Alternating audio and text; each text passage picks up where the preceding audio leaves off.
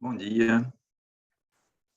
Sejam bem-vindos ao terceiro webinário do segundo ciclo de webinários internacionais realizado pela Agência Nacional de Águas e Saneamento Básico, ANA, em parceria com o Instituto Alemão de Tecnologia e Gerenciamento de Recursos Hídricos Trópicos e Subtrópicos, ITT. Esta ação conta com 4 webinários no contexto da disciplina Gestão Integrada de Recursos Hídricos do mestrado profissional em Rede Nacional em Gestão e Regulação de Recursos Hídricos, Profiágua. Nosso evento conta com a tradução simultânea para português, inglês e espanhol. A ANA preparou esta série de webinários adaptados ao momento de pandemia, para permitir a continuidade das trocas de experiência el intercambio de capacitaciones, mismo a la distancia. Ellos tienen importancia en diferentes contextos mundiales en términos de grande repercusión e interés mundial en relación al agua. En la intención de ofrecer más dinámica, la propuesta es de una charla entre grandes especialistas en relación al agua, obvio ustedes que nos acompañan como nuestros invitados para mejorar esta charla. Hoy la partida de conocimiento que vamos a ver es referente a la gestión integral de recursos hídricos y el desarrollo sostenible. Serán presentadas las experiencias de Ecuador y de México. Gestión integral de recursos hídricos. Además, estrategia para atender el objetivo número 6, ODS 6, asegurar la disponibilidad de la gestión sostenible del agua y saneamiento para todos. El agua está en el centro del desarrollo sostenible y de sus 3 dimensiones, ambiental, económica y social. Acceder al agua es importante en todos los aspectos de la dignidad humana, desde la seguridad alimentaria y de energía o salud humana y ambiental. Pero la falta de agua ha afectado más del 40% de la población del mundo y este número puede subir como resultado del cambio de clima y de la gestión inadecuada de los recursos naturales. Por lo tanto, es necesario y posible seguir un nuevo camino que nos lleve a la realización de este objetivo. Por intermedio de la cooperación internacional, protección a los mananciales, ríos, cuencas y compartir tecnologías de tratamiento de agua. En este contexto, la gestión integrada de recursos hídricos es un proceso que hace la promoción del desarrollo y también de la gestión coordinada de agua, suelo y recursos relacionados. Su objetivo es estimular el bienestar socioeconómico sin comprometer la sostenibilidad de los ecosistemas. Soy Hugo Morales de Alcántara, ingeniero civil, doctor en recursos naturales, profesor de la Universidad Federal de Campina Grande, campus de Sumé, profesor y coordinador adjunto del Profiagua FCG. Hoy estoy como moderador de este webinario. Para conformar nuestra charla, vamos a contar con los representantes de Ecuador y de México, presentando diferentes perspectivas en relación al tema. Doctora Alicia Correa Bajamona es ingeniera civil con maestría en gerenciamiento y conservación del suelo y del agua y doctora en recursos naturales. Actualmente investiga en el Centro para el Desarrollo Internacional e Investigación Ambiental, Justin Liebig University in Essen, en Alemania. Trabajó como profesora en la Escuela de Geografía de la Universidad de Costa Rica entre 2018 y 2020. Ha participado de la creación de ELENI Units para la maestría en gerenciamiento integral de recursos hídricos para Latinoamérica y el Caribe. Y con su experiencia en recursos hídricos es revisora y ha publicado muchos artículos en revistas internacionales. Doctor José Agustín Breña es ingeniero con maestría en gerenciamiento e ingeniería de recursos hídricos y doctorado en biología en la Universidad de Freiburg, Alemania. Es coordinador de hidrología del Instituto Mexicano de Tecnología en Agua, donde desarrolla investigaciones en el monitoreo y fenómenos hidrometeorológicos, sequías y inundaciones, sensoriamiento remoto de los recursos hídricos, así como el nexo agua, energía, alimentos. También es revisor y ha publicado muchos artículos en periódicos internacionales. Nuestro evento durará 1 hora y media. El formato consiste en una charla con nuestros invitados tratando temas importantes en relación al tema por casi una hora. En la primera mitad del webinario, doctora Alicia Correa hablará del caso de Ecuador y después, doctor Agustín Bernard hablará de la experiencia mexicana. Después de cada presentación, se abrirá un espacio para preguntas que podrán ser enviadas ahora, ya, en el espacio de preguntas y respuestas de la plataforma Zoom. Vamos a empezar. Doctora Alicia, por favor. Muchísimas gracias. Muy, un honor estar aquí compartiendo con ustedes un poco de la experiencia de Ecuador. Como dijo Hugo en mi presentación, ahora me encuentro trabajando en Alemania, pero soy ecuatoriana, he estado trabajando allá, siempre vinculada a proyectos de Ecuador. Muy buenas tardes y muy buenos días con todos los asistentes. Voy a permitirme ahora compartir mi pantalla para empezar con la presentación.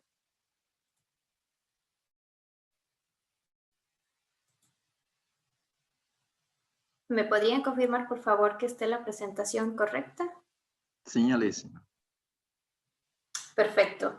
El tema a tratar hoy es, como ven, Integrated Water Resources Management en el Ecuador y tocar la relación con agua, energía y alimentos, es lo que voy a tratar esta tarde. Lo primero que quiero hacer es presentar un pequeño esquema de lo que voy a tratar ahora, que sería el estado actual en el Ecuador, y las perspectivas con agua, energía, alimento.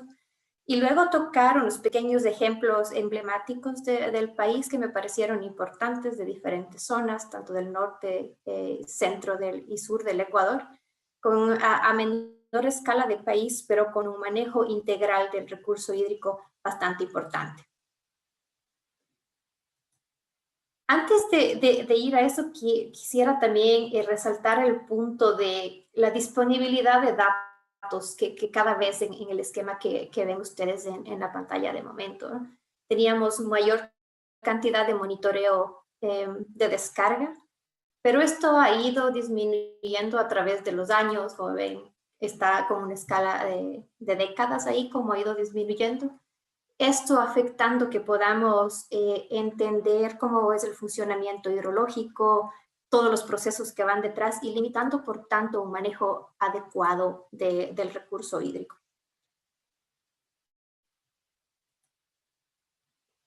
Yendo ya un momento a la parte del Ecuador, aquí les presento algunos mapas, ¿no? El Ecuador, para quien no lo ubique geográficamente, se encuentra al noreste de América del Sur, superficie de 256,000 kilómetros cuadrados. Se divide en la parte de la costa, la parte de los Andes, la parte de la Amazonía.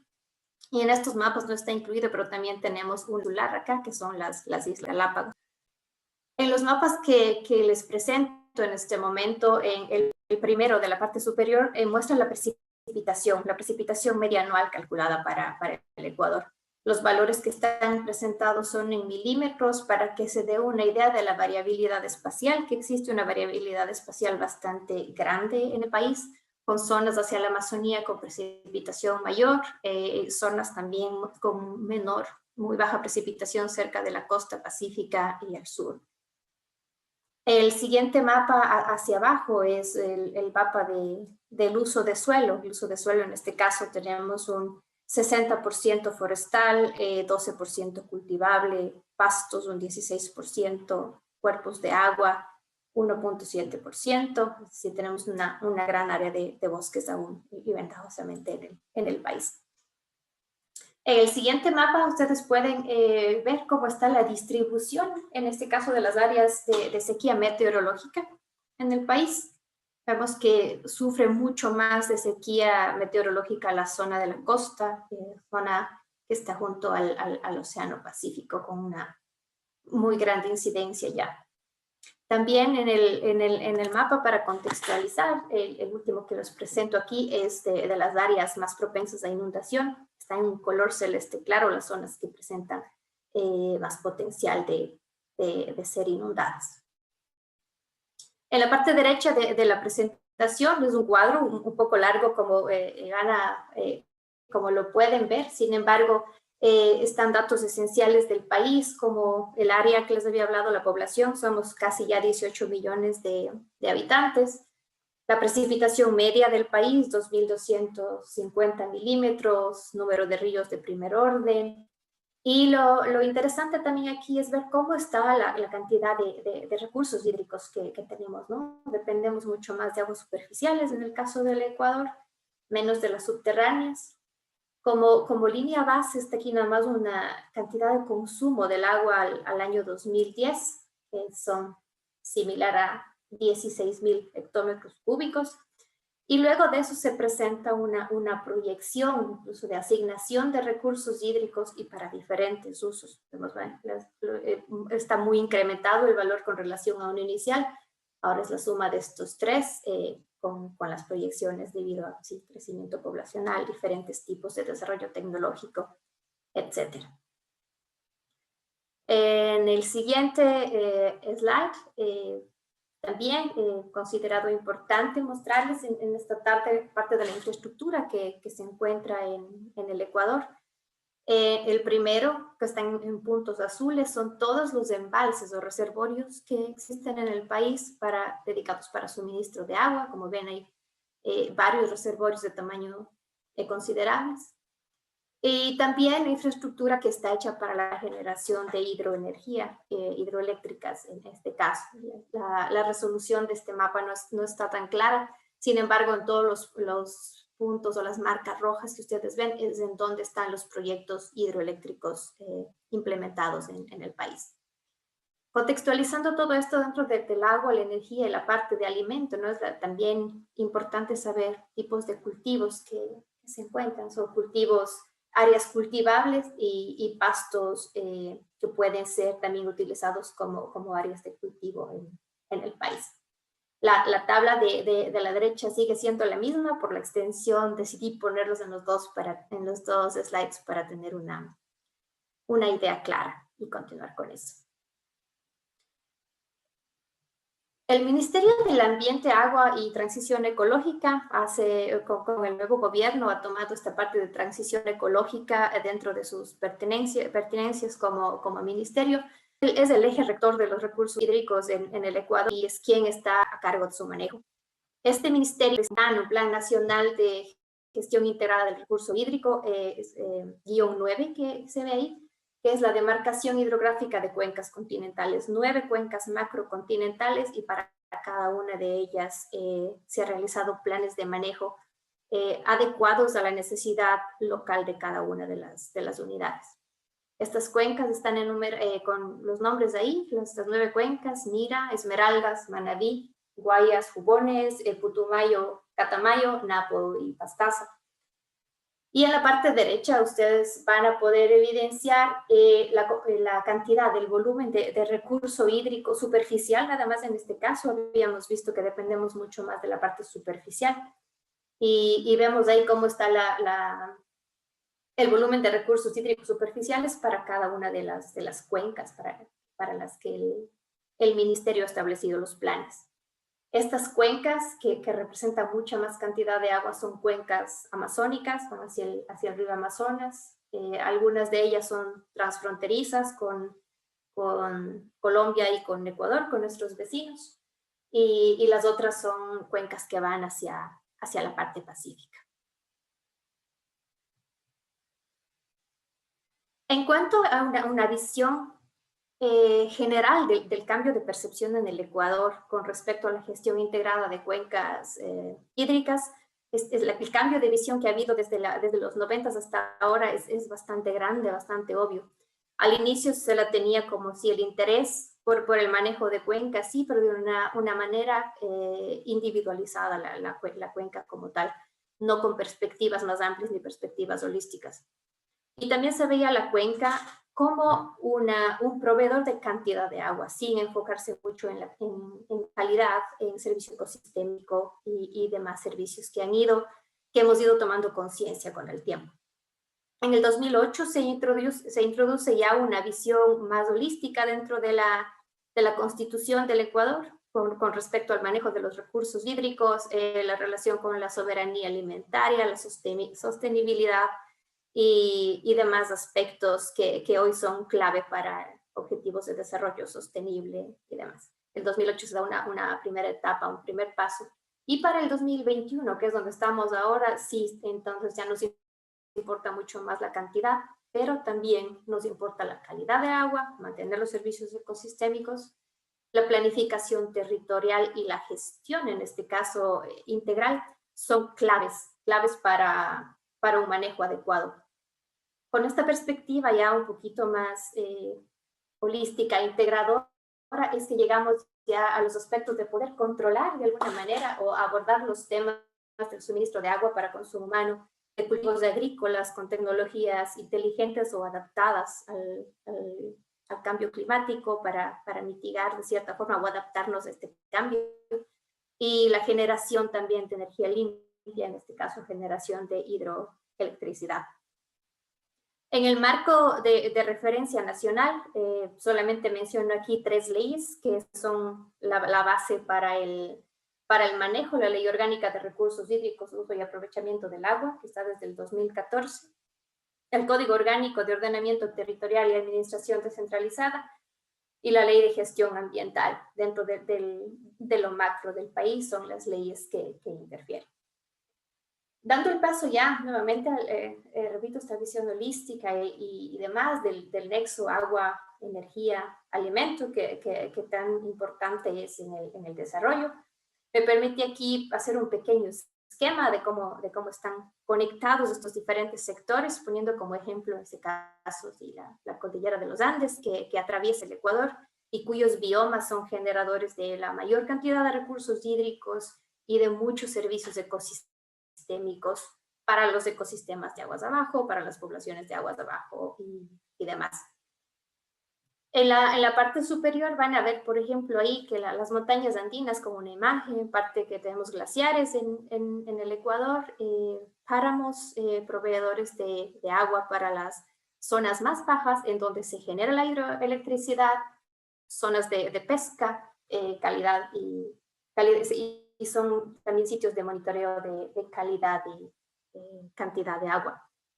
Entonces abajo vemos también la agricultura, ¿no? Uno de los mayores que consumen el agua a nivel global, y en este caso no es la excepción, pues existe agricultura pequeña y a gran escala y a pequeña escala.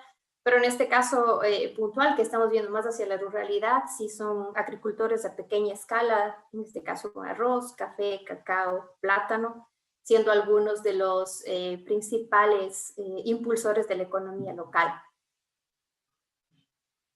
Yendo hacia abajo más ya, ríos más grandes ayudan a la dinámica social, para el transporte, educación, la gente se mueve ahí para acceso a educación, niños y demás, teniendo en cuenta el plus de la Amazonía, ¿no? También de la zona de la costa, son hotspots de biodiversidad e importantes para la generación de este caso de transporte de humedad hacia aguas de arriba, que en este caso para la circulación de masas que alimentan nuevamente al ciclo hidrológico en la parte alta.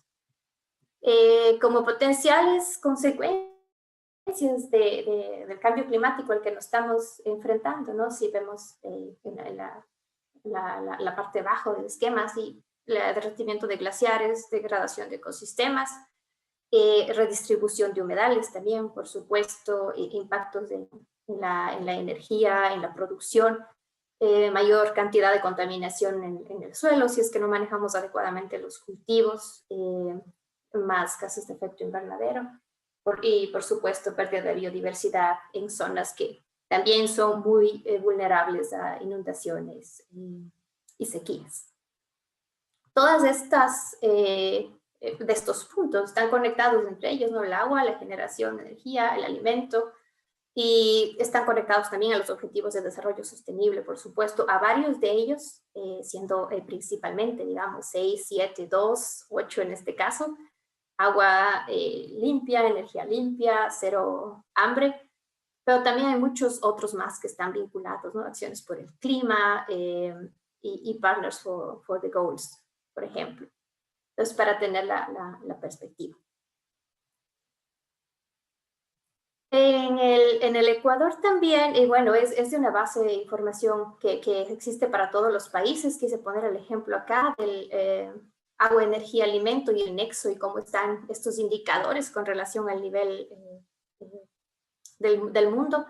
Entonces, el valor que ha llegado a tener el Ecuador es de 65.6. Este es un índice del nexo agua, energía, alimento, como un indicador compuesto de 21 otros indicadores que indican cuál es en realidad un valor para ver qué tan bien o qué tan mal está. El Ecuador en este caso está en un lugar 27 del ranking mundial, y como pueden ver, este índice está compuesto por la parte de agua, que es en este caso el puntaje más alto que obtiene el Ecuador, con 73.3, parte de la de energía, 65.1, y la parte de alimento, que es la más baja en la que tenemos.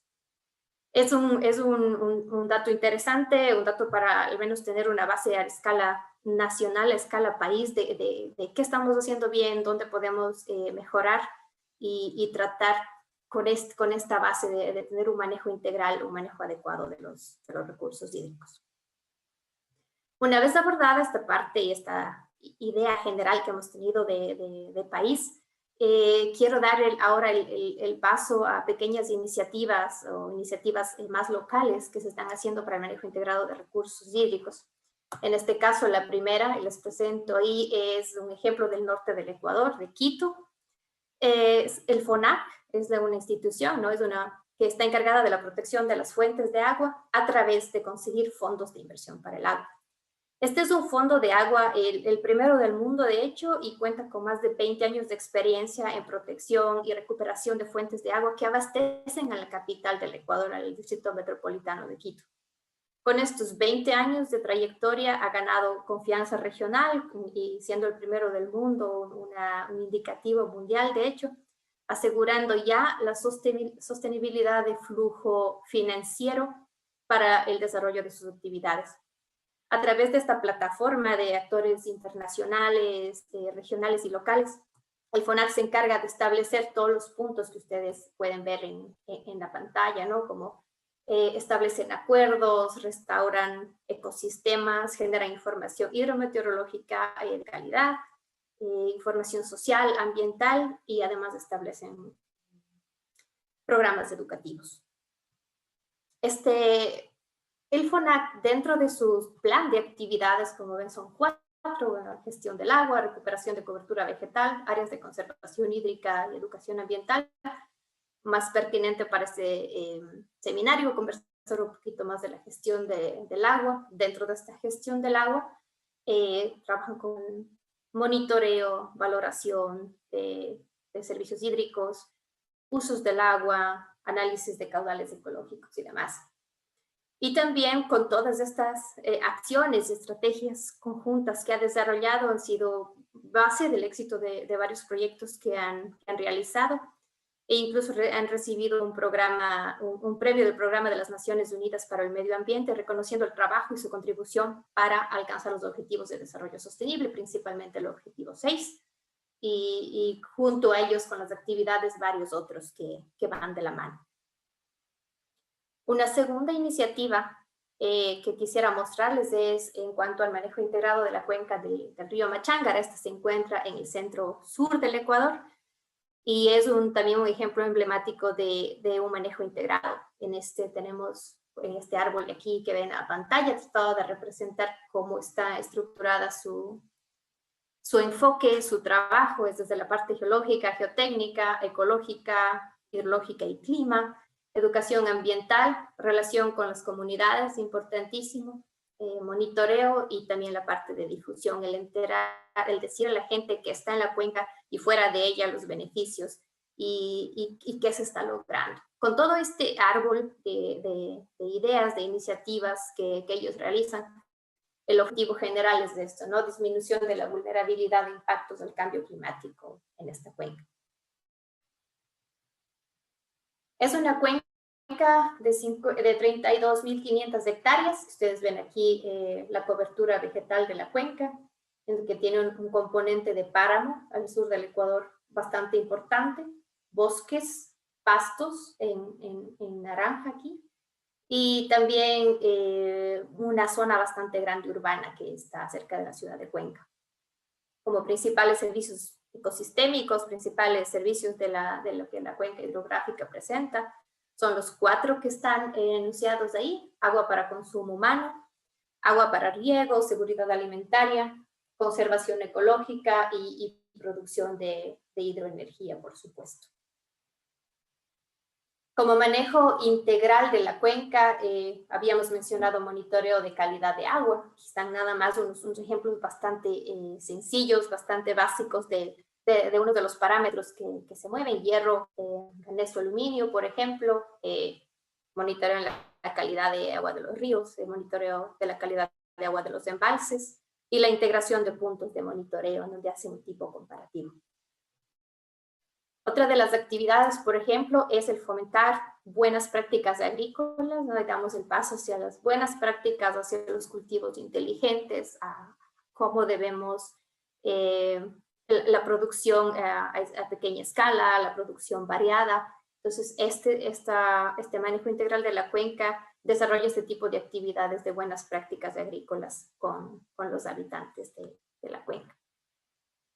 También tienen varios programas de educación ambiental rural. Tienen este año que ha sido muy diferente para todos, ¿no? Pero especialmente las zonas rurales con la falta de accesibilidad a internet y demás. Para las clases virtuales ha sido algo bastante un reto en las poblaciones del Ecuador. Es así que han impulsado las entregas de material educativo a domicilio, generar conocimientos sobre huertos urbanos, caseros, perdón, con niños de la zona. También han dado apoyo a la comercialización, también todos en tiempo, repito, tiempo de COVID, muy diferente para todos. Y vemos también la imagen de la izquierda, la gente tratando de vender ahora con tipo canastas para el sustento y ver por este lado también un tipo de seguridad de alimentación directa de productores y demás. Entonces, ese es el apoyo que han dado dentro del Comité de Conservación y Manejo de la Cuenca. Finalmente, para no alargarme muchísimo, el último punto que quisiera tocar de estos es algo en lo que me encuentro trabajando ahora mismo, que es trabajar a nivel de cuenca hidrográfica, un manejo integral de cuencas transfronterizas en este caso, con Colombia, pero con Colombia, Mira y Mataje, y siendo ya con Colombia, Perú y Brasil, el borde de la cuenca amazónica, cuenca de Putumayo. Aquí trazado nada más como un perfil altitudinal que van a ver ustedes, es que vamos desde cero al Pacífico a 6.000, casi 6.000 metros de altura sobre el nivel del mar, y Cordillera 1, Cordillera 2, y bajamos hacia la Amazonía. Gran potencial de generación hidroeléctrico, y aún estamos en marcha para el manejo integral, ¿no? En la parte derecha van a ver dos imágenes de los ríos, de las cuencas que estamos hablando ya en la zona baja, cuenca del Mira Mataje, que va hacia el Pacífico, y el río Putumayo, que va hacia la Amazonía. Basados en esto siempre, ¿no? Del principio general de gestión integral de recursos hídricos, que más que trabajar en un borde país, es interesante trabajar a una escala natural, a una escala de cuenca. Y es ahí el punto, y por qué me ha parecido importante en este momento también no hablar solamente de escala país y cortar al recurso hídrico en el borde del país, sino dar el paso hacia el manejo transfronterizo y al manejo integral. Para poder hacerlo, el enfoque que se está siguiendo es un enfoque combinado, un enfoque primero de un análisis socioeconómico, de tener todo el contexto, identificación de personas y actores claves en la zona, identificar los impactos económicos en las actividades, los problemas intersectoriales que existan, y toda esta información como un soft data que podemos tener ahora, implementar, comprender cuál es la percepción de las personas que viven y que están vinculadas a estas zonas respecto al manejo del agua y en general todos los impactos climáticos. La segunda parte con lo que está combinado es con un enfoque CLU, que es Climate, Land, Energy and Water Models, bajo esta paraguas, trabajar toda la parte que son modelación hidrológica, ¿verdad? Trabajar con todos los componentes, intercepción, transpiración, tenemos formaciones de lagunas y demás, suelos, es decir, comprender como tal los procesos que se van generando para saber la cantidad de agua que vamos a tener saliendo de un modelo hidrológico para alimentar a un modelo energético y para alimentar a un modelo de producción. Todo este enfoque macro holístico, CLUs están teniendo mucho énfasis en los últimos años. Varias publicaciones de investigadores se han tornado esto como algo clave para un manejo adecuado. Es decir, no tener nada más ya el recurso hídrico como tal aislado, sino vincularlo a la parte de producción de hidroenergía y la producción de alimentos. Por supuesto, tener diálogo participativo y potenciar los beneficios, lo beneficioso que es este enfoque coordinado con las percepciones locales. Con esto, ya mis 25 minutos están listos y les agradezco mucho por su atención.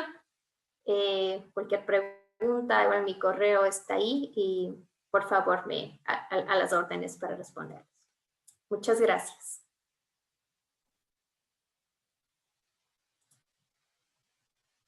Obrigado, Alicia.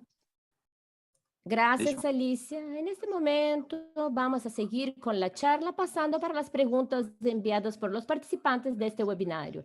Vamos a tener 30 minutos para esas preguntas y respuestas. Caso su pregunta no sea respondida, el equipo de organización está disponibilizando en el chat 2 correos electrónicos donde pueden ser enviadas esas preguntas y después serán enviadas a los panelistas. Alicia, a principio tenemos 2 preguntas de Carla Román y voy a pasarla para ti. Según Carla, en su opinión, la cantidad de 60% de área forestal del uso del suelo en Ecuador es importante en comparación con Brasil. ¿Existen algunos conflictos en relación al uso del agua con la agricultura? Ella también pregunta, ¿existen problemas graves como en la deforestación, como sucede en Brasil? Y también le gustaría saber si en Ecuador existe un mecanismo de cobros por el uso de los recursos hídricos. Esas son las preguntas de Carla Román. Hugo, ¿habría la posibilidad de traducir esos a español para comprender un poquito mejor la pregunta? Sim, Alicia. Até mesmo no chat já foi... En el chat ya ha sido traducido, Alicia, las preguntas, pero también puedes usar el mecanismo de interpretación usando el idioma español y puedes escuchar la pregunta como quieres. Consegue identificar? Eu posso repetir a pergunta para você. ¿Puedes identificarlo o te repito la pregunta?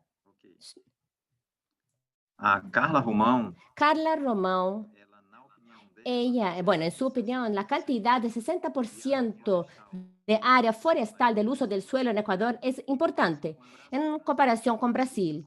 ¿Existen conflictos con la agricultura en relación al tema del uso del agua?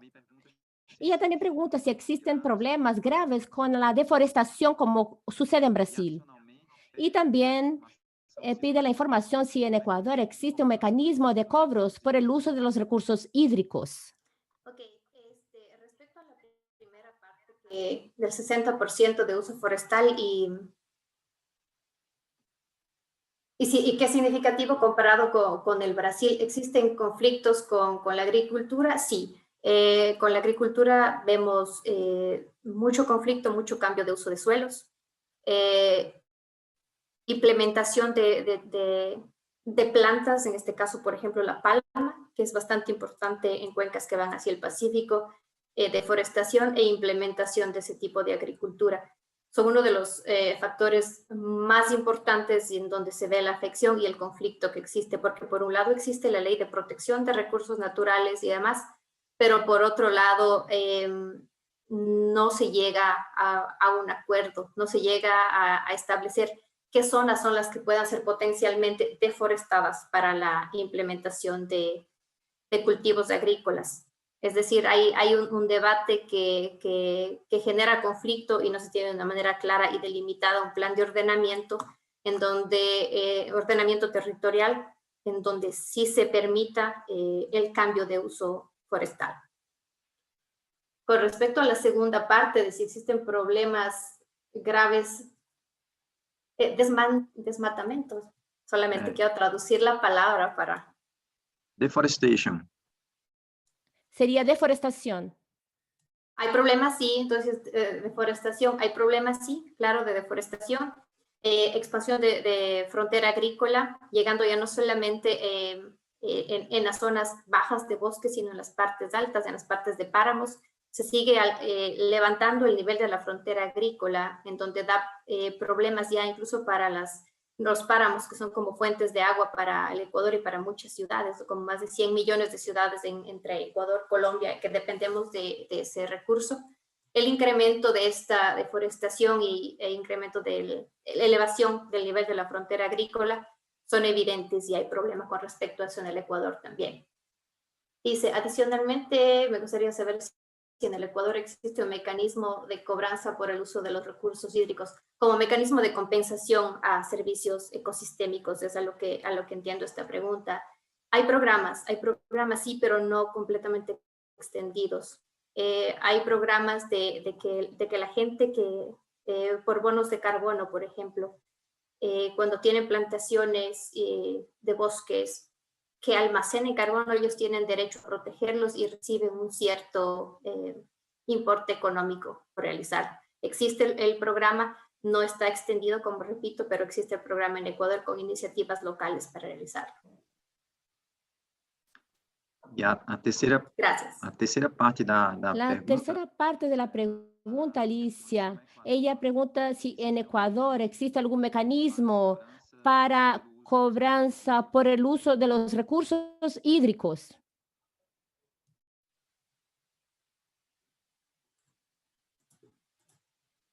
Alicia, me escuta?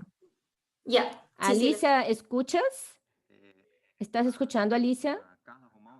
Carla Román pregunta si existe un mecanismo de cobrar por el uso de los recursos hídricos en Ecuador.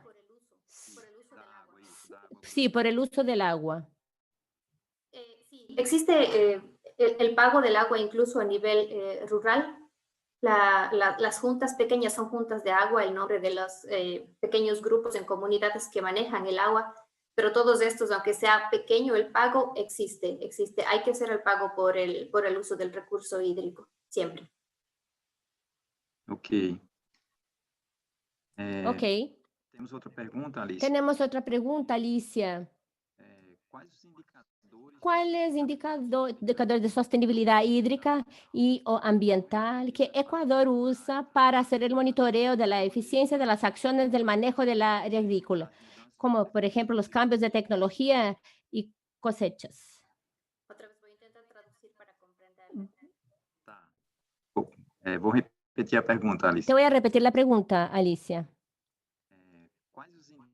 ¿Cuáles los indicadores de sostenibilidad hídrica o ambiental que Ecuador usa para hacer el monitoreo de la eficiencia de acciones de manejo en el sector agrícola? Como por ejemplo los cambios de tecnología y cultivo.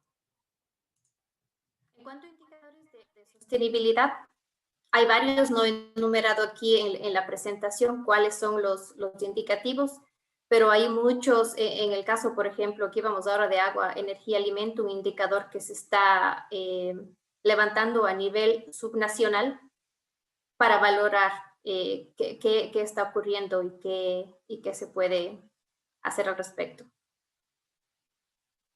Ok, Alicia. Mais uma pergunta, Alicia. Otra pregunta, Alicia. ¿Cómo la gestión de recursos hídricos está añadida del sistema educativo en Ecuador? Perfecto.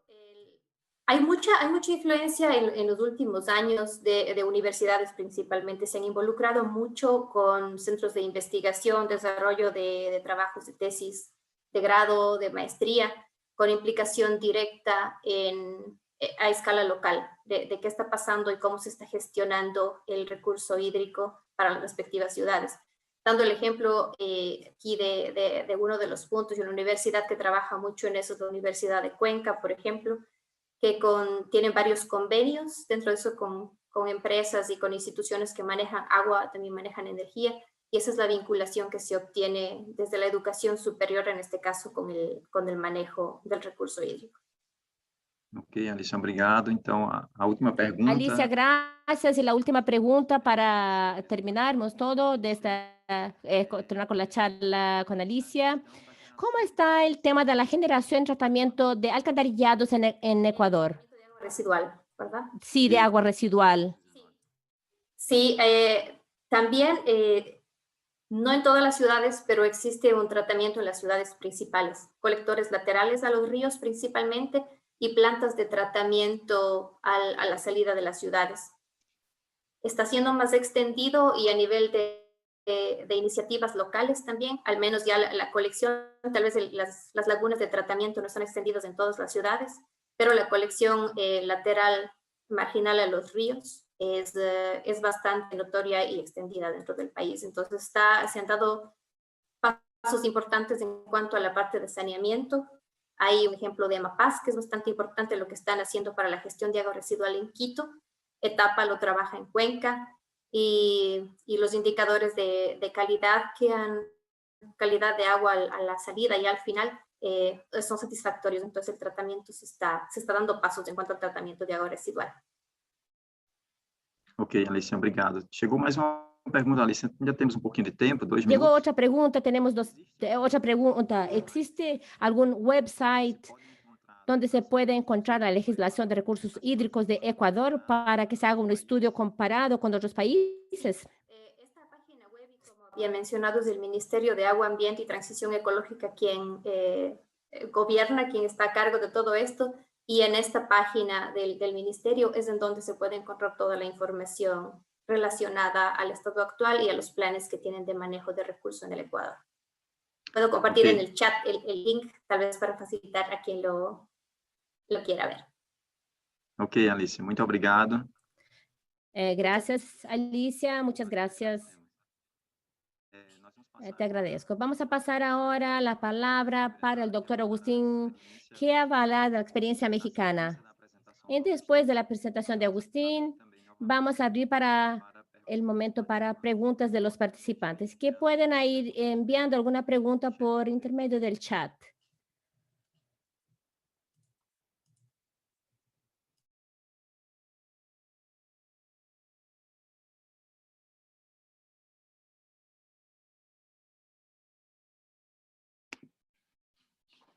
Muy buenos días a todos. Antes que nada, es un gusto estar el día de hoy aquí con ustedes. Agradezco mucho la invitación de la Agencia Nacional de Aguas para hablar un poco, ¿no?, sobre la experiencia en México, sobre la gestión integrada del recurso hídrico.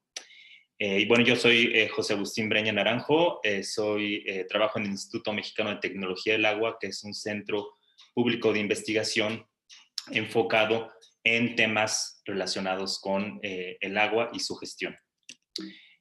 Y quiero empezar a hablarles un poco de México, un poco de sus características principales.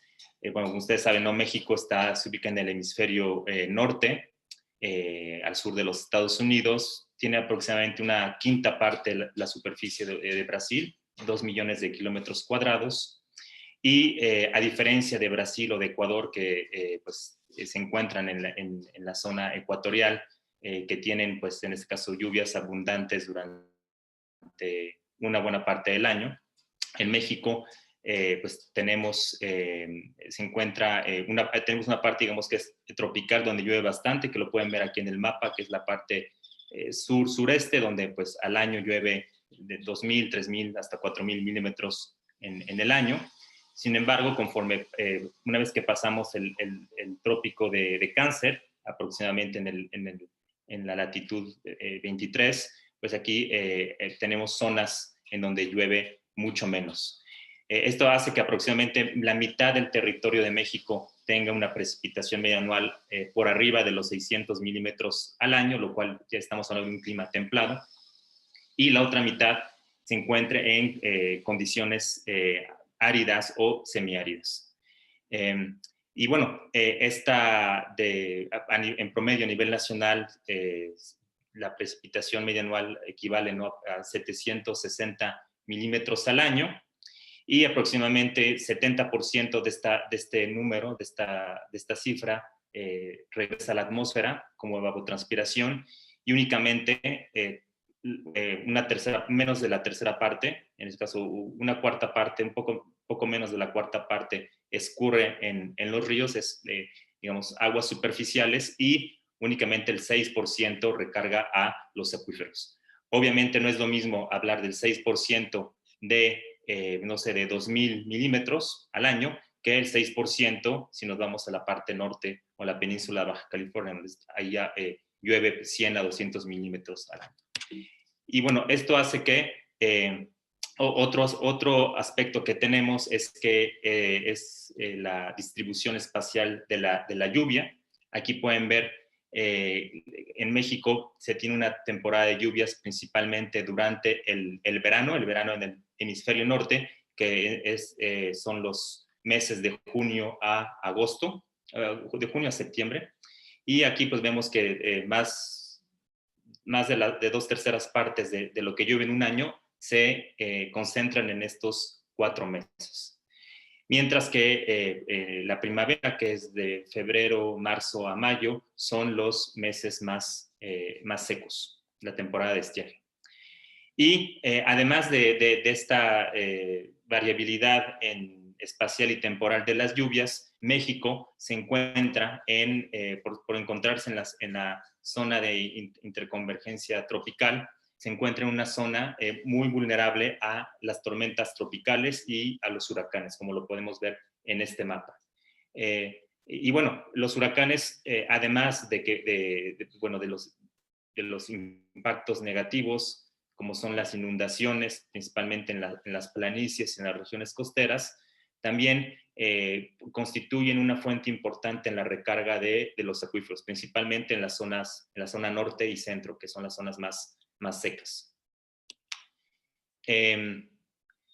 Y bueno, a pesar de que la mitad de México no tiene suficiente agua y la otra mitad tiene escasez, a la hora que lo comparamos, ¿no?, con otros países, per cápita, en disponibilidad de agua per cápita, somos de los países en América, en todo el continente americano, probablemente somos el país con la menor cantidad de agua per cápita. Estamos hablando en promedio a poco menos de 4,000 metros cúbicos al año por persona.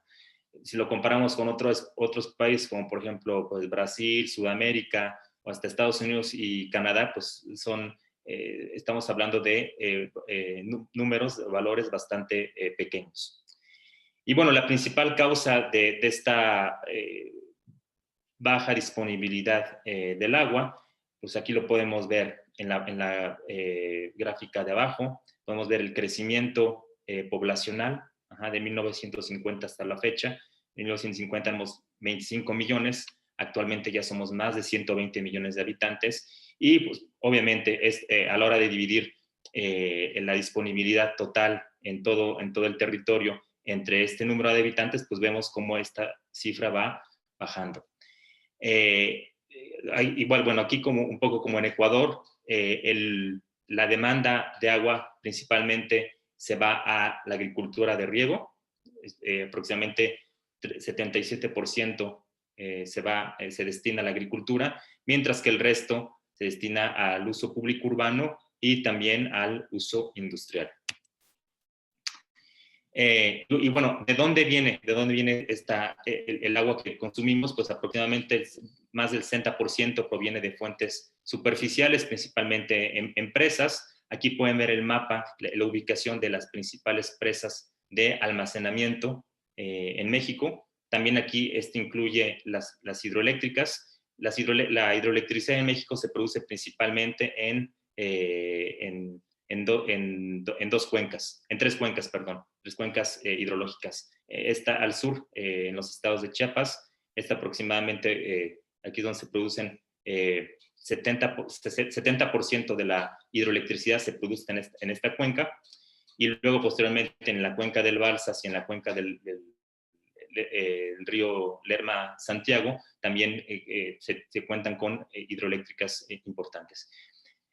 Sin embargo, bueno, 62% entonces del agua que se consume en México provienen de presas y de lagos, y el 38% provienen de acuíferos. Sin embargo, la mayor parte de la agricultura se encuentra en la zona centro y norte, que justamente es la zona más seca, y pues esto ha provocado, como lo pueden ver aquí en el mapa de la derecha, pueden ver en los polígonos en rojo, son los acuíferos que tienen, en los que se ha observado sobreexplotación o problemas de intrusión salina por un bombeo excesivo. Y bueno, ¿cuál es la causa principal de la sobreexplotación y intrusión salina en los acuíferos? Pues es principalmente la agricultura de riego. México tiene aproximadamente 6.5 millones de hectáreas en todo su territorio para fines de riego, y pues es una cifra importante. De hecho, supera por un poco a Brasil, y pues se encuentra, México es está en el top 10 de los países con mayor superficie de riego. Ya si nos vamos a la parte del abastecimiento de agua potable y del saneamiento, pues aquí pueden ver en este mapa la proporción de la población con agua, que reciben agua en sus hogares, en sus casas, todos los días, y con un saneamiento básico. Y bueno, aquí vemos que igual en el país contamos la parte norte del país, la mayor parte de los hogares cuentan con agua en sus casas todos los días. Si nos vamos a la parte centro y a la parte sur, vemos que hay estados, cada polígono es un estado diferente. México cuenta con 32 estados, y vemos que hay casos, por ejemplo, como el estado de Guerrero, en el que únicamente 1 de cada 10 habitantes cuenta con agua todos los días. Otra problemática que tiene México es que son las fugas en estos sistemas de agua potable. Aproximadamente 60% del volumen que entra a una red de agua potable se pierde por fugas. Y esto pues provoca que únicamente se cobre o se facture el 40% del volumen que se extrae. Además de las fugas, esto se debe a otros aspectos, como lo es una mala operación de administrativa, principalmente administrativa y financiera, y esto hace que los organismos operadores, que son el equivalente al water utility, en cada ciudad, cada municipio tiene su organismo operador de agua potable y saneamiento, y esto hace que tengan que los estados financieros se encuentren, la mayoría de estos organismos tengan deudas importantes, y por lo tanto necesiten recibir subsidios del gobierno federal. Y bueno, ¿cuál es el documento rector que define tanto la política pública hídrica y la gestión de agua en México? Es el Plan Nacional Hídrico. En México contamos con una ley de aguas nacionales que se redactó en 1992. Y en esta ley de aguas nacionales se establece que cada gobierno, cada administración federal que llega, en este caso cada administración dura en México 6 años, cada 6 años el nuevo gobierno tiene que generar o establecer un programa nacional hídrico. Este Programa Nacional Hídrico se encuentra dentro del Plan Nacional de Desarrollo como uno de los programas especiales. Y una vez que el Programa Nacional Hídrico se publica, que es a principios de cada administración federal, este es acompañado de planes regionales, planes hídricos regionales. México, la República Mexicana, se divide en 13 regiones hidrológico-administrativas como una medida de descentralizar la toma de decisiones. Pues el país se divide entonces en 13 regiones hidrológico-administrativas y entonces cada 6 años se cuenta con un programa nacional hídrico y un programa hídrico regional específico, y en esto se van definiendo las acciones y las estrategias para el sector hídrico en los siguientes 6 años. Actualmente este documento es previamente consultado con pues, ONGs, con universidades y también con usuarios del sector privado, con las grandes empresas, para llegar a se escuchan, digamos, voces no solo dentro del gobierno, sino fuera del gobierno, y esto se queda plasmado dentro de este Programa Nacional Hídrico. Y bueno, aquí vemos cuáles algunas diferencias, ¿no? del Plan Nacional Hídrico. El programa previo, que fue del 2014 al 2018, y el actual, que va del 2020 al 2024.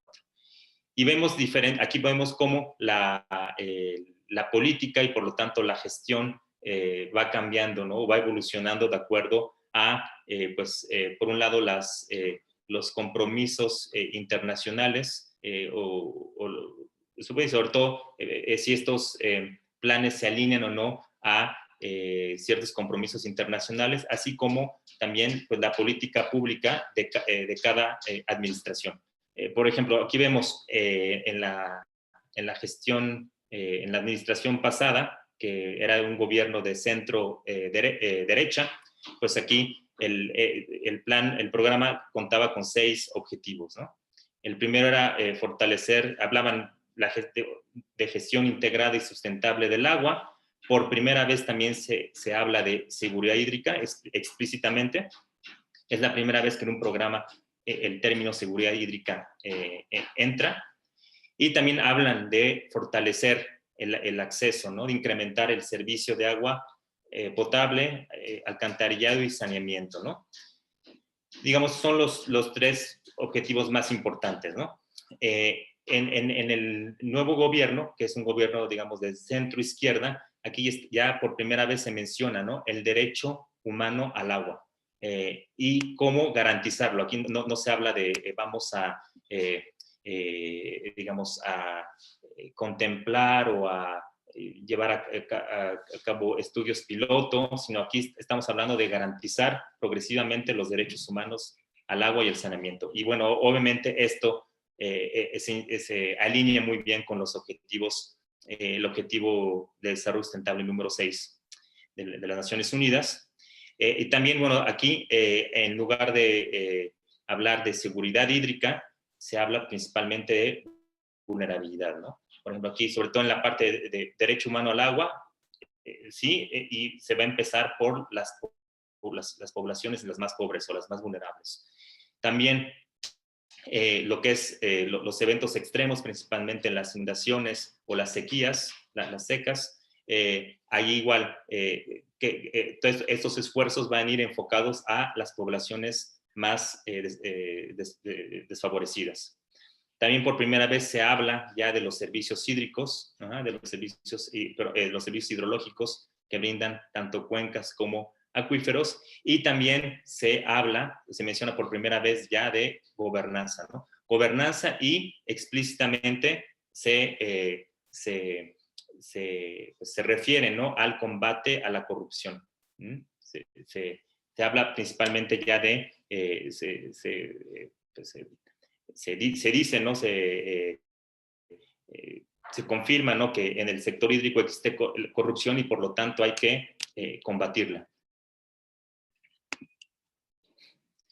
Y bueno, un aspecto muy importante de la gestión hídrica, de los recursos hídricos principal, y utilizando este Programa Nacional Hídrico, se establece o se implementa mediante los consejos de cuenca, que es es un modelo de gestión de agua descentralizada. Aquí el país se divide, en este caso, en 26 consejos de cuenca, y esto permite la participación de los usuarios, de las comunidades locales y de la sociedad en general. Esto, digamos, es una forma de darle voz a la ciudadanía y sobre todo no solo como una forma de diálogo, ¿no? De diálogo entre los usuarios o la sociedad y las autoridades, sino también para formular soluciones de forma comunitaria, ¿no? De forma democrática. Sin embargo, bueno, pues esto sí ha tenido, como todos los modelos de gestión o de gobernanza hídrica, tiene sus fallas, no es un modelo perfecto. Entre otras cosas, pues, bueno, y aquí pueden ver cómo funciona, ¿no? Porque tiene un comité directivo en cada consejo de cuenca, en donde están representantes del gobierno federal, del gobierno estatal y del gobierno municipal, y estos convocan a una asamblea general de usuarios, en donde esta asamblea se compone de comités locales de diferentes comunidades, ¿no? en toda esta región, y esto es, digamos, operado por una comisión de operación y vigilancia que está formada por 3 comisiones. Las comisiones de cuenca, que es todo lo relacionado con las aguas superficiales, los comités también de cuenca y playas limpias, si nos vamos a las regiones que cuentan con costa, con playa, y para las aguas subterráneas se cuentan con las cotas, que son comités técnicos de agua subterránea. Y bueno, a pesar de que este diagrama, esta estructura permite la toma de decisiones de manera participativa, uno de los problemas es que puede haber, digamos, intereses ya sea de empresas privadas o de ciertos grupos o hasta la misma sociedad civil que toman el control de estos consejos de cuenca, y por lo tanto esto se incrementa, ¿no?, el riesgo de que haya mayor corrupción y poca gobernabilidad en la toma de las decisiones. Además de que justamente si nos vamos a las responsabilidades, los representantes dentro de estos consejos de cuenca no tienen, digamos, funciones claras sobre la toma de las decisiones en la gestión del agua a nivel local y regional. Y bueno, una vez que digamos que se formula este Programa Nacional Hídrico durante 6 años, una forma, digamos, de evaluarlo al final, ¿no?, en el último año, ¿no?, de cada administración, se evalúa, para el caso de la administración actual, se cuentan con 3 indicadores que van a evaluar si la gestión del recurso hídrico fue eficiente o no. Y obviamente para cada objetivo del Programa Nacional Hídrico se van a tener una meta que consiste en este caso en una medida global que califique si en este caso la meta fue lograda o no. Y también esto se va a apoyar de 2 parámetros que se van a aplicar para realizar una valoración continua de estos objetivos, ¿no? Y bueno, obviamente esto va acompañado de diferentes retos, ¿no? Que pues siempre que siguen existiendo, ¿no? Si nos vamos al primer objetivo, ¿no?, del Programa Nacional Hídrico, que está asociado, ¿no?, al derecho humano al agua y al saneamiento, pues aquí pongo 4 de los principales retos, ¿no? El primero es cómo fortalecer a los organismos operadores en la parte, no solo en la parte técnica, sino también la parte administrativa y financiera. Y pues bueno, esto es todo un reto. Actualmente hay cada vez hay más organizaciones públicas o internacionales o también del sector privado que pues están buscando modelos económicos sustentables que permitan a los sistemas de agua potable ser autosustentables y cómo poder dejar de depender de los subsidios por parte del gobierno federal. Cómo hacer que realmente el servicio de agua potable y saneamiento sea sustentable. Otro reto consiste en satisfacer las demandas de agua potable en comunidades rurales y también en grandes ciudades, ¿no? Y aquí es donde entra, ¿no?, toda esta parte, este movimiento de economía circular, ¿no?, que está cobrando cada vez más fuerza. Cómo utilizar, en este caso, cómo generar o desarrollar soluciones a pequeña escala, pero y también descentralizadas, que permitan en este caso, el reuso del agua bajo diferentes perspectivas, ¿no? La parte agrícola y también la parte energética.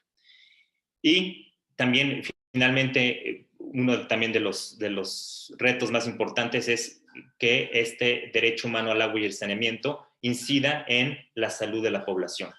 Y bueno, aquí con la pandemia del COVID del último año, en los últimos 2 años, pues solamente la falta, ¿no?, de agua potable en cantidad y calidad se ha tomado mayor relevancia justamente por la pandemia. Entonces aquí estamos hablando que a la salud como un nexo adicional además del nexo convencional que es agua, energía, alimentos, también añadir a la salud. En el objetivo 2, que es seguridad hídrica, que no está explícitamente plasmado como seguridad hídrica, pero tiene que ver con pues diferentes aspectos, ¿no?, relacionados con garantizar, ¿no?, garantizar una gestión sustentable y eficiente. Pues aquí los retos principales, en primer lugar, es todo lo relacionado con el cambio climático, cómo transitar de sistemas, ya sea de agua potable o sistemas de agricultura o sistemas de energía, termoeléctricas, hidroeléctricas, a sistemas que sean resilientes principalmente ante el cambio climático, ¿no?, y los extremos hidrometeorológicos. También, bueno, todo lo que es infraestructura verde, ¿no? ¿Cuál es el papel que va a jugar la infraestructura verde en la seguridad hídrica, principalmente en las ciudades? Pues aquí lo podemos ver, ¿no? Todos los servicios ecológicos o hidrológicos que estos nuevos proyectos pueden brindar a las ciudades, y también todo lo relacionado con la agricultura urbana o la agricultura vertical. Y también, pues, todo lo que tiene que ver con los riesgos hídricos, ya sea de naturales o antropogénicos, también es un tema al cual se está dedicando muchos recursos, ¿no? No solo por parte de los gobiernos, sino también por las grandes empresas. Hay ahorita actualmente una coalición internacional de resiliencia hídrica, en el cual están trabajando para reducir el estrés hídrico, la escasez de agua, de manera global para el 2050. Y es una iniciativa, ¿no?, del sector privado. El tercero, que es el uso eficiente del agua, aquí pues, es todo lo que tiene que ver con el campo, con la agricultura. El reto probablemente el más importante es cómo seguir incrementando la productividad hídrica en el campo, cómo producir más con menos agua. Y bueno, aquí en México igual el riego sigue siendo, los sistemas de riego siguen siendo muy ineficientes. La mayor parte de las tierras de riego, de las superficies de riego, funcionan a través de riego por inundación, cada vez hay, sin embargo, bueno, hay nuevas tecnologías como lo que es el riego de precisión, utilizando drones, utilizando imágenes satélite a muy alta resolución. Y aquí obviamente es hablar de qué incentivos el gobierno puede dar a aquellos agricultores que implementen mejores prácticas. También estamos hablando igual de darle un enfoque a la agricultura de economía circular, como utilizando las aguas residuales tratadas en sus parcelas. Y también obviamente aquí en México algo muy importante es apoyar proyectos, este tipo de proyectos productivos, pero en zonas con disponibilidad de agua. O sea, ya movernos, ya no seguir dando incentivos o dando apoyos a cultivos, a regiones agrícolas en donde que se encuentren arriba de acuíferos con problemas de sobreexplotación o de calidad del agua, ¿no? Y bueno, aquí, y la última probablemente es la más importante, o una de las más importantes, es establecer incentivos para que los usuarios realicen un uso eficiente del agua. Aquí ya en otras partes del mundo, así como hay una huella, hay como certificados de agricultura orgánica o certificados de productos con una baja huella de carbono, pues lo mismo ahorita lo están proponiendo para el agua, ¿no? En Chile ya existe una etiqueta en los productos que se le conoce como certificado azul. Cuando uno va a un supermercado y va a comprar cierto producto, venga con una etiqueta que diga certificado azul y que esto diga que este producto que uno va a comprar venga de una empresa o de un productor que realmente está realizando buenas prácticas y por lo tanto pues es un asunto ya digamos, de responsabilidad ambiental, ¿no? Que a través de esto se le da un poder al consumidor para que pueda premiar a aquellos agricultores que están haciendo una buena labor y castigar a aquellos que no lo estén haciendo, ¿no? Y luego, bueno, viene el tema de ecosistemas y calidad del agua. Allí, pues, obviamente, esta década, ¿no? La década actual, las Naciones Unidas, ¿no? La declararon como la década para la restauración de ecosistemas y cada vez hay mayor, organizaciones internacionales, ¿no? Que quieren, que están tratando de encontrar soluciones para combatir diferentes problemas, principalmente relacionados con la contaminación del agua. Y finalmente, la parte de gobernanza y transparencia es muy importante. Aquí uno de los grandes retos también es garantizar, por un lado, la transparencia y cero corrupción en la gestión del agua. Es un muy buen objetivo, sin embargo, ¿cómo se va a lograr esto, no? Y bueno, cuando vemos noticias como esta, en el cual se estima que aproximadamente de 30 a 50% del agua que se extrae a nivel mundial es robada, o sea, son extracciones ilegales que la autoridad no tiene conocimiento, pues esto se vuelve más apremiante, ¿no? También, ¿cómo garantizar los derechos humanos, por ejemplo, asociados al agua y el saneamiento? El gobierno, digamos, habla, ¿no? de garantizar progresivamente, pero ya actualmente en México ya hay una iniciativa ciudadana. Los ciudadanos están promoviendo una nueva ley de aguas en la cual se meta en la Constitución que se meta el derecho humano al agua y al saneamiento dentro de la Constitución. Entonces, bueno, también cada vez vemos un mayor rol de la sociedad civil en este tipo de acciones, ¿no? Otro asunto muy importante es la resolución de los conflictos, ¿no? Un acuífero que está sobreexplotado, no se queda nada más en que la gente o desde una oficina central diga, pues este acuífero tiene problemas, sino esto va a crear conflictos entre diferentes usuarios, ¿no? Y bueno, así actualmente hay mapas, es un mapa que muestra en África y Medio Oriente cuáles son un mapa de conflictos por agua, cuáles son los conflictos que ya existen y cuáles son los nuevos conflictos que están apareciendo, ¿no? Y también, finalmente, la parte de datos, ¿no? Abrir los datos, que el gobierno permita tener datos abiertos para para una mejor toma de decisiones, ¿no? Esto va a ser muy positivo porque va a crear confianza en la ciudadanía y va a ser una forma también de reducir este tipo de conflictos. Y bueno, para finalizar, vemos, ¿no?, que el actual Programa Nacional Hídrico de México, pues se alinea bastante con los objetivos de desarrollo sustentable. Como ustedes saben, existen 8 metas y de estas 8 metas, 6, en 6 de ellas, los objetivos de este Programa Nacional Hídrico para el 2024, pues son muy similares y entran bastante bien. Y bueno, con esto les agradezco su tiempo y pues estoy disponible para cualquier pregunta que me quieran hacer. Muchas gracias. Obrigado, Agustín. Gracias, Agustín. Tenemos algunas preguntas, Agustín, y se las voy a pasar, ¿ok? Carla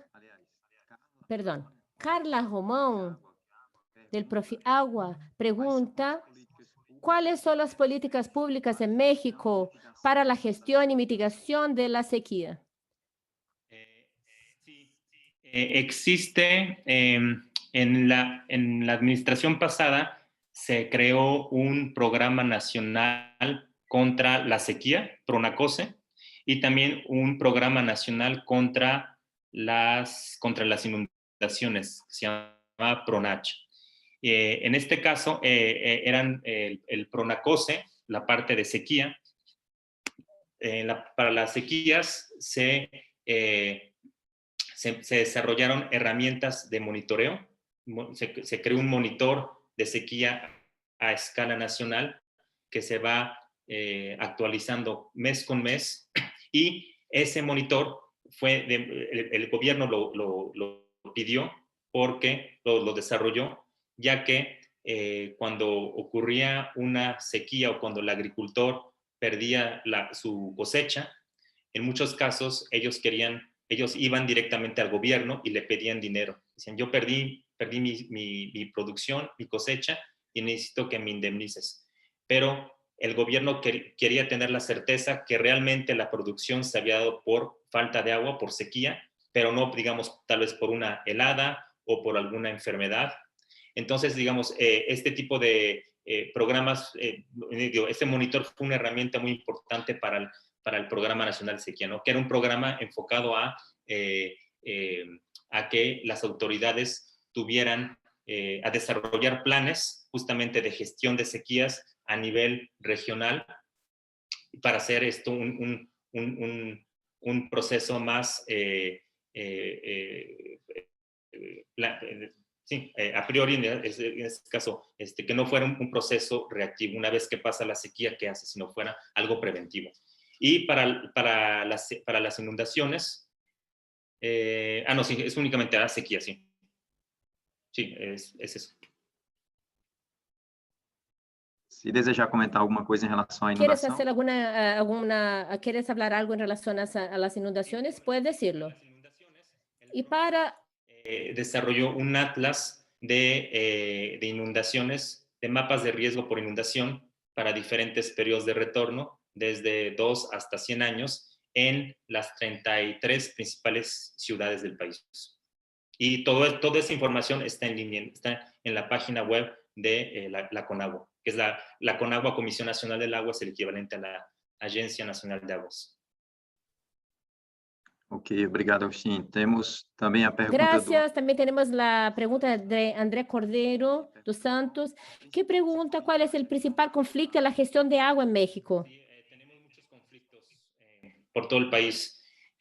Yo creo que actualmente el conflicto, en los últimos años hemos tenido 2 conflictos importantes. Uno fue en la frontera con Estados Unidos, en la ciudad de Mexicali. Fue una empresa, una cervecera de Estados Unidos que quería instalarse, pero bueno, Mexicali es en la frontera con Estados Unidos, en California, pero se encuentra en medio del desierto. es la zona más seca de todo México. Ahí no llueve casi, nunca llueve, es el desierto.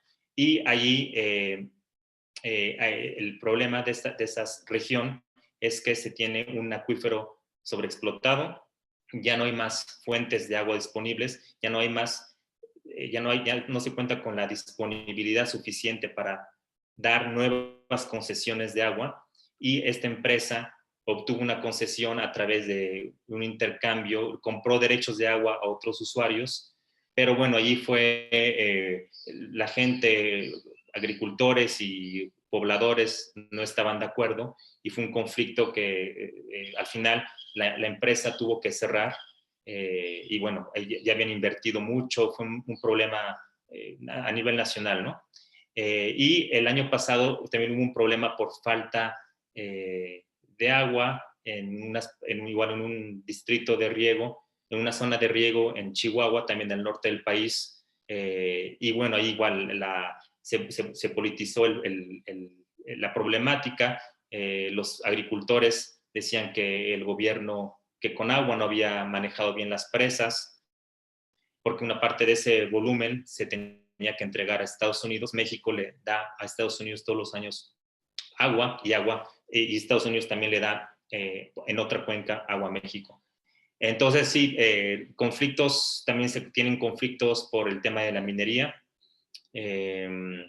por las concesiones, ¿no? Que las minerías son empresas que utilizan mucha agua.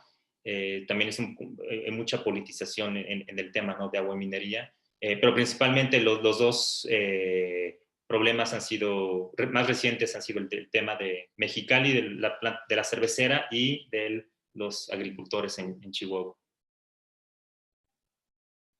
Ok, Agustín, obrigado. Gracias, Agustín, gracias.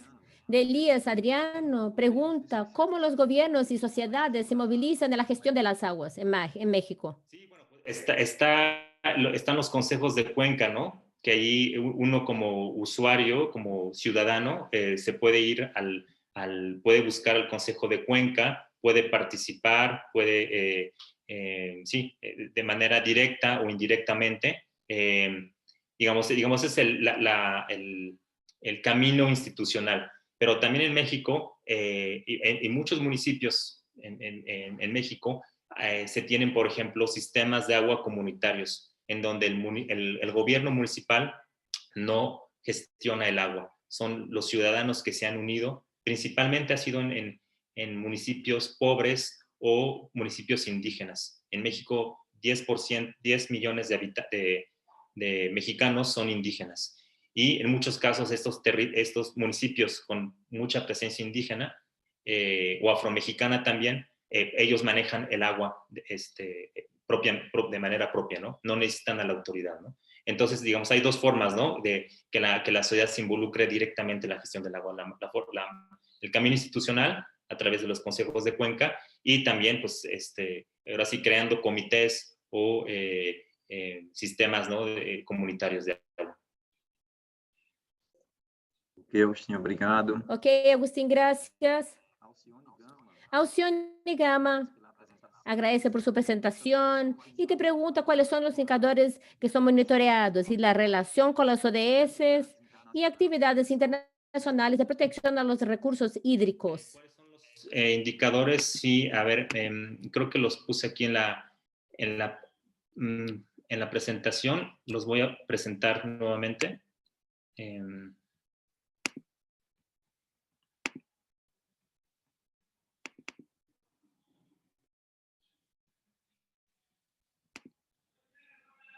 Bueno, digamos, los indicadores van a depender, van a variar de acuerdo al objetivo que está planteando, ¿no? Por ejemplo, para la parte del derecho al agua y al saneamiento, aquí va a ser, en este caso, la meta va a ser el volumen de agua protegido o que se asigna al uso público urbano, ¿no? Y los dos parámetros va a ser la proporción de población que tiene acceso al agua diariamente, todos los días, porque luego a veces las estadísticas, antes el gobierno hacía las estadísticas que decía, yo ya te construí, puse una tubería del tanque de almacenamiento a tu casa, yo ya estoy cumpliendo con el abastecimiento al agua.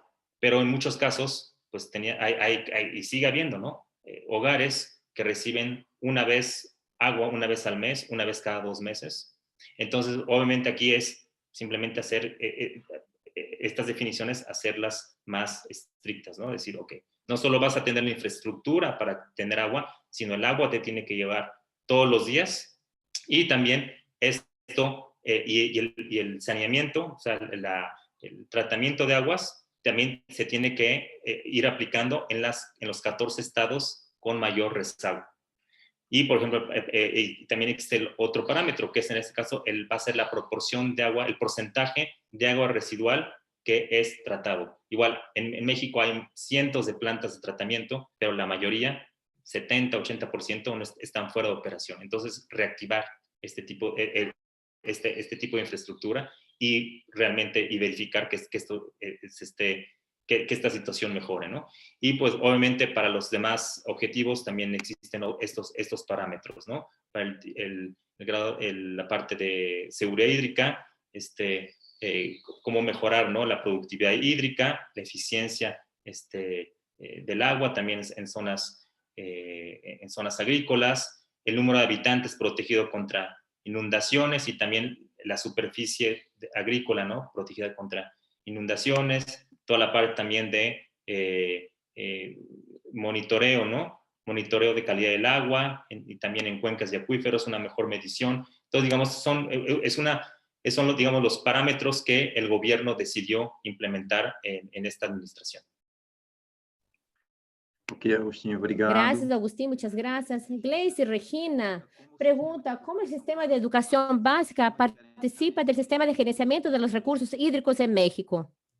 Sí, a ver, sí, el gobierno también ya llevan unos 15, 20 años que Conagua ha creado una unidad que ahora es gerencia de comunicación social. Actualmente el nuevo gobierno también, además de comunicación social, creó otra gerencia que es participación social. Y bueno, lo de la educación sí es muy importante, ¿no? Desde chicos a los niños se les debe de ir fomentando una cultura del ahorro del agua.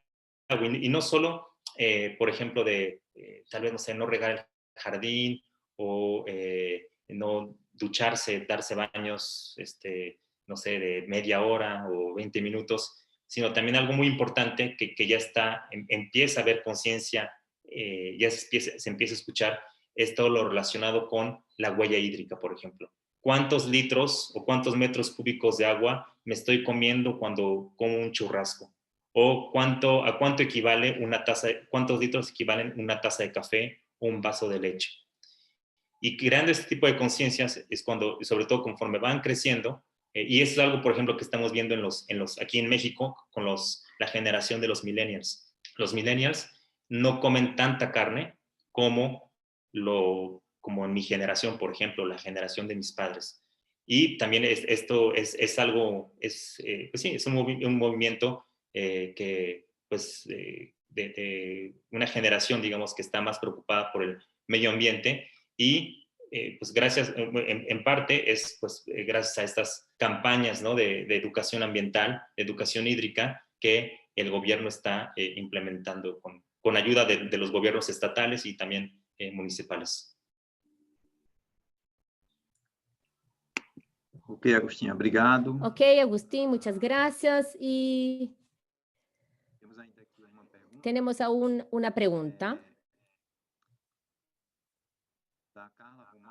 de Carla Román. La Política Nacional de Recursos Hídricos de México prevé herramientas, instrumentos de gestión, y en Brasil existe el pago por el uso de agua, instrumentos de planificación. ¿Y en México existe algún instrumento de este tipo?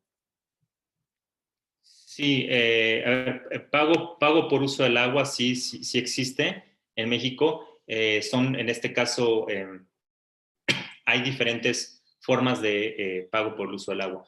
Por un lado, las aguas son un bien nacional y quien maneja quien otorga la concesión es la autoridad federal, que es Conagua. Y ellos otorgan concesiones en función de la disponibilidad de agua que tiene cada cuenca o cada acuífero. Puede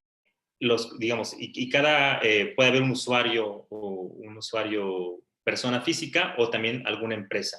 Por ejemplo, en el caso de los de riego, los distritos de riego, ellos se les asigna una cuota que tienen que pagar. Ellos ya están, los usuarios agrícolas, que estamos hablando, 80% del agua que se consume en México es en la agricultura.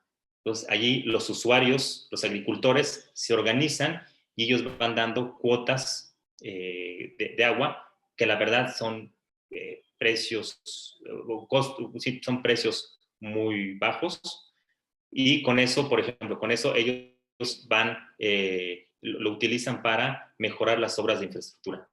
El caso, por ejemplo, para la industria o las ciudades o las zonas urbanas, público urbano, igual ellos necesitan solicitar una concesión a Conagua y en función del volumen que van a utilizar, ellos pagan una cuota al año. Sin embargo, sí, hay mucho. Lo que comentaba, en México y en muchas partes del mundo existe una extracción ilegal del agua muy fuerte. Así como el gobierno se esmera por fomentar una cultura del agua, también en México, desafortunadamente en la sociedad, hay una cultura, no por parte de todos los mexicanos, pero hay una cultura de la ilegalidad de extraer agua sin solicitar una concesión, de hacer un pozo y yo extraer agua, o de robar agua, conectarme a la red pública y robar agua. Entonces, sí, o sea, creo que es un asunto muy complejo que tiene que ir acompañado no solo de incentivos, pero también de penalizaciones, ¿no? Sí, de penalizaciones por parte del gobierno, ¿no? Aquellos que rompen o que infringen la ley. Ok, Agustín, muito Ok, obrigado. Agustín, muchas gracias. Y para terminar, y porque ya estamos ok con el horario, profesora Rosa Formiga pregunta, ¿cuál es la evaluación de ustedes sobre el nivel de avance en la implementación del IWRM en Ecuador, perdón, en México? No entendí muy bien.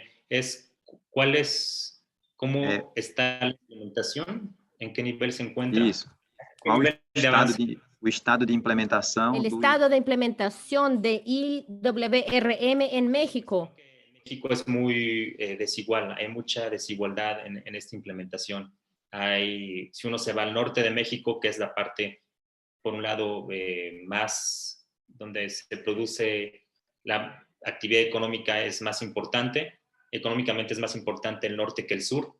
Allí hay ciudades, por ejemplo, como Monterrey, en donde se tienen un organismo operador el más eficiente en todo México, en donde el 90% del agua residual se trata, en donde se monitorea las fuentes de agua superficiales y subterránea, digamos, y donde en este caso los gobiernos, la autoridad municipal ha podido implementar pues la mayoría, ¿no? de los puntos o de los objetivos de la gestión integral del recurso hídrico. Pero también uno se va en la parte norte también en México, o se va al sur y pues se encuentra, ¿no? con instituciones que no tienen la capacidad técnica, no tienen la capacidad financiera para poder llevar a cabo una buena implementación de la gestión integral de los recursos hídricos. Entonces,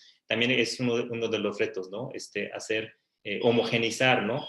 esta gestión integral en todo el país y evitar que haya este tipo de situaciones, ¿no? Ok, Agustín, muito obrigado. Gracias, Agustín. Él apagó su micrófono y no se puede hacer la traducción. Perdón. Desculpe, gente. Perdón. Caso tu pregunta no sea respondida, el equipo de organización está disponibilizando en el chat 2 correos electrónicos donde pueden ser enviadas las preguntas que serán enviadas a los panelistas.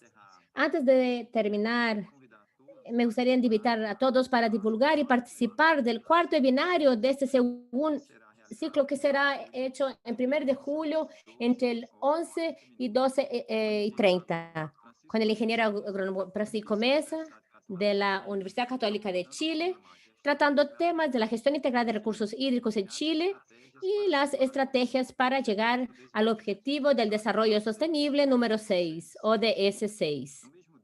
En el mismo día, la ANA presentará su rol en la implementación de la gestión integral de recursos hídricos en Brasil y el ODS 6. Este tema que será tratado por el coordinador de coyuntura y gestión de la información de la Agencia Nacional de Aguas y Saneamiento Básico, Marcos Funkner. Le paso la palabra al profesor Jefferson Nascimento de Oliveira, coordinador general del Profiagua de Brasil. Gracias, Hugo. Ahora tenemos que agradecer a nuestros panelistas, a la doctora Alicia, al doctor Agustín, por esta excelente presentación y también por conocer un poco de las estrategias que existen en los países latinoamericanos en relación a la gestión de agua. Le agradecemos también a nuestro público, al profesor Hugo, que ha participado como moderador, a nuestros traductores, a la ayuda que dan y principalmente a ustedes que están me están viendo. No pueden perder la próxima presentación de nuestro ciclo de webinarios del Profiagua, que está hecho en red en relación a la regulación de recursos hídricos, esa red que conforma 14 universidades públicas y esa integración con otras universidades y otros investigadores. Muchas gracias a todos. Cuídense mucho. Y el próximo jueves nos vamos a ver a las 11 de la mañana con esta otra ponencia y la clausura de este segundo webinario internacional o edición 2021. Gracias, Hugo. Le agradezco a todos los participantes por la presencia y por los aportes.